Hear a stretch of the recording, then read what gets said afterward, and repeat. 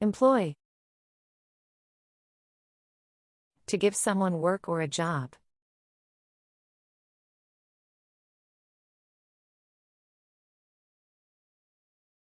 They employ over 200 people at the factory.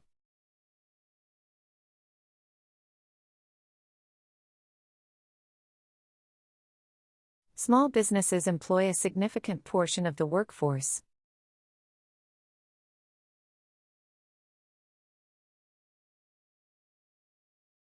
Museums employ experts to curate exhibitions.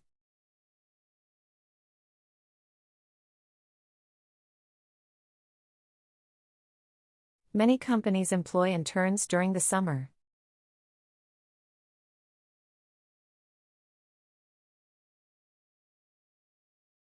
To expand overseas, they employ bilingual staff.